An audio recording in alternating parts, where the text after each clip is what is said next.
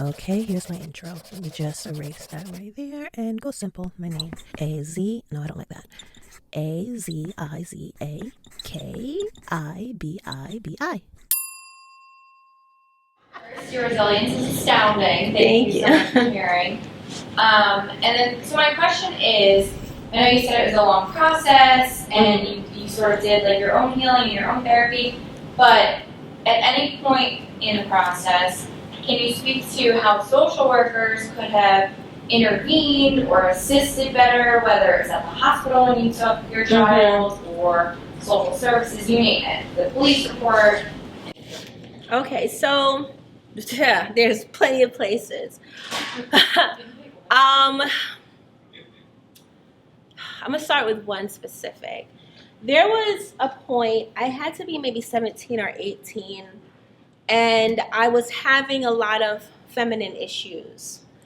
And my mom had convinced my dad to take me to the emergency room because she thought maybe I had contracted something. Because apparently within their relationship, he had given her all forms of STIs. When we went, he stayed the whole time. I wasn't allowed to talk. I wasn't allowed to be anywhere in the emergency room without him. Even when the doctor examined me, I couldn't say anything. He did all the talking. He was there. He watched everything. And I didn't understand. Well, then how could the doctors and nurses at the time, it's not that I couldn't understand. I felt like it was a reflection of everything that he told me, which was that no one on the outside cared. So my experience at that moment, I'm thinking, oh, wow, no one does care. Because if I started saying something, started asking her a question, a simple question, like I remember a nurse asking me about my name, and I started saying it, and my father told me to shut up, and he answered.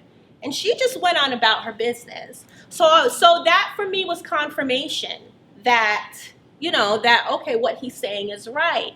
So I think, yes, as far as caseworkers, nurses, doctors, to kind of tap into your empathy, put yourself in the person's shoes in order to get an idea if the behavior is normal. Is the person acting afraid?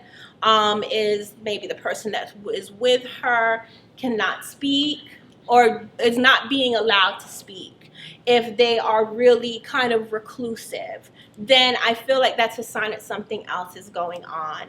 When social services was actually called, which was when my son was taken into the hospital for seizures, it was almost the same thing. Not that they didn't ask questions, but they were just extremely cold. And then when the social worker came, the first thing she said to me was, "I'm taking your kids." She didn't ask me any questions. She just says, "You stink," because I had, my son had thrown up on me. He was having seizures. He had thrown up on me. I didn't have an opportunity to shower. My father was there making threats. He was also present when she interviewed me. And the first thing she said was, "You stink, you need a shower, and I'm taking your children." So I was like, shit, my dad is right. No one does care. So as we went on, even when she interviewed me, she did interview me in front of him at one point. Then at some point he left. But by that time, my experience with her, I was so afraid of her. So I do think that a rapport needs to be built. Something, even if it's just, how are you doing? You see what I'm saying? Just a basic question to make the potential victim. I understand there are many circumstances where it's not an actual victim, but to feel comfortable and relax and feel like they could trust you. Because in my case, I didn't trust anyone. And I had to essentially, my grandmother has said, I was more comfortable with the evil that I knew than going with the evil that I didn't know.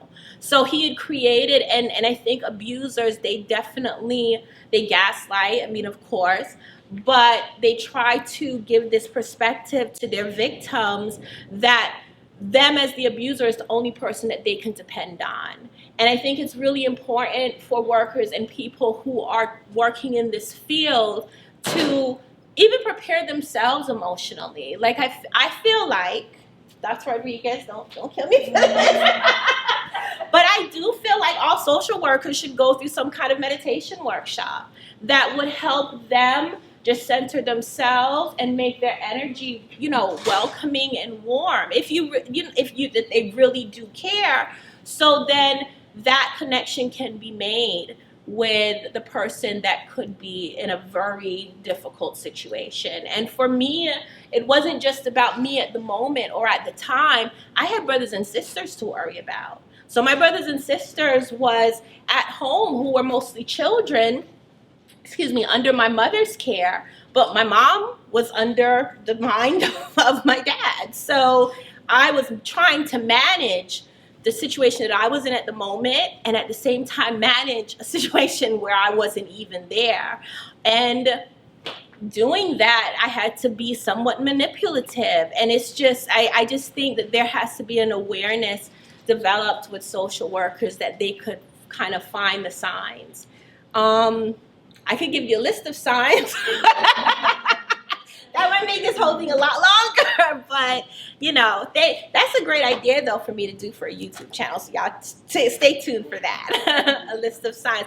With children, I did do a list of signs. I did do a video as far as identifying the signs, and it was based on some of my own experiences.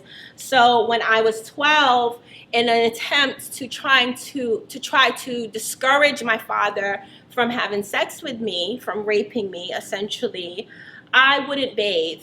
I stopped all self-care.